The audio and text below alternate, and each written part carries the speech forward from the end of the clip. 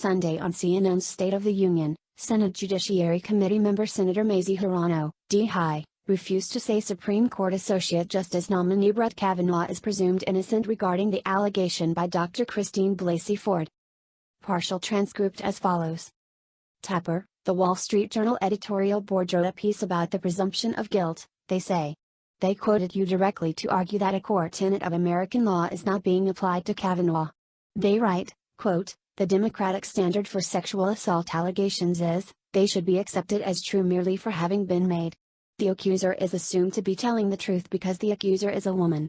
The burden is on Mr. Kavanaugh to prove his innocence. This turns American justice and due process upside down. What's your response? Hirono, if the Wall Street Journal really cares about due process, I would say that they should care that there is no independent investigation of these allegations.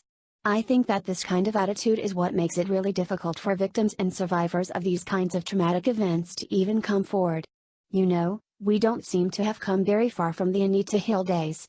But, as I said, for the Wall Street Journal to come out and talk to me about due process, or all the women out there that I'm hearing about who never came forward, it is really important, not only for these survivors to be heard, but if their stories are credible, as Dr. Ford's story is, they need to be believed. Tapper, so, 4 people said to be at the party Ford described have denied knowledge of the incident: Brett Kavanaugh, obviously, Mark Judge, who she says was in the room, P.J. Smith, and even Ford's longtime friend Leland Kaiser.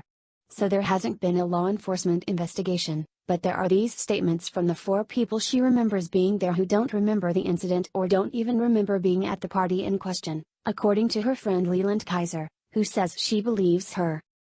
Hirono, yes. Tapper, but doesn't have any memory of it. Hirono, yes. Tapper, doesn't Kavanaugh have the same presumption of innocence as anyone else in America? Hirono, I put his denial in the context of everything that I know about him in terms of how he approaches his cases. As I said, his credibility is already very questionable in my mind and in the minds of a lot of my fellow Judiciary Committee members, the Democrats. So he comes, and, when I say that he's very outcome-driven, he has an ideological agenda, is very outcome-driven. And I can sit here and talk to you about some of the cases that exemplifies his, in my view, inability to be fair in the cases that come before him.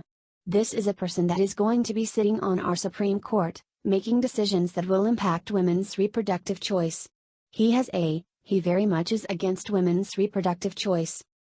Tapper, Hirono, and I can tell you 2 very important cases in which he applied the same standard, but came to totally different results to make it much harder for women to get this kind of coverage.